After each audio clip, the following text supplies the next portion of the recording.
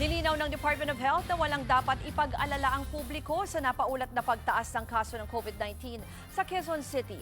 Gayunpaman, patuloy na pinag-iingat ang mga vulnerable sector, lalong-lalo na ang mga senior citizen at may iba pang sakit o comorbidities. At live mula sa Quezon City, may Express Report si JC Cosico. JC, anong update dito sa bilang ng mga kaso ng COVID-19 sa QC? Ruth, nakarecover na nga itong 10 kaso ng COVID-19 dito sa Barangay Doña Imelda sa Quezon City. Ito yung barangay na may pinakamataas na bilang ng recorded cases ayon sa QC-LGU. Ayon sa barangay ay hindi nila residente yung isang napaulat na kaso kaya mayroon lamang silang 10 COVID cases. Edad 25 to 44 ang mga tinamaan ng sakit sa barangay na pawang mild cases. Lahat sila tinest sa ospital matapos makaranas ng sintomas at magpakonsulta. Narito ang pahayag ng barangay.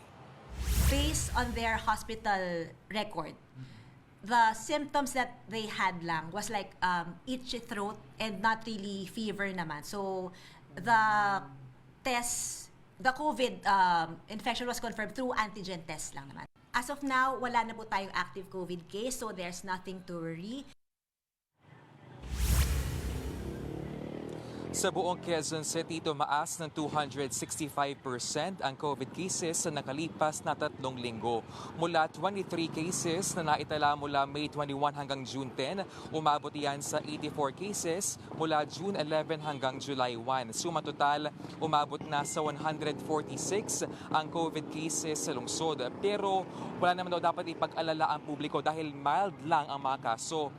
There's no evidence rin daw ng mga malalang sakit, pati clustering o yung grupo-grupo ng kaso sa isang lugar. Sinigundahan naman yan ng Health Department. Pero reminder nila, dapat pa rin mag-ingat lalo na yung mga miyembro ng vulnerable population gaya ng mga bata, senior citizens at mga may sakit. Sa buong bansa, may 719 na kaso ng COVID hanggang nitong June 20 na mas mababa kumpara sa halos 3,600 sa parehong panahon noong isang taon. Narito po ang pahayag ng DOH sa panayam ng programang Ted Filon and DJ Chacha sa True FM.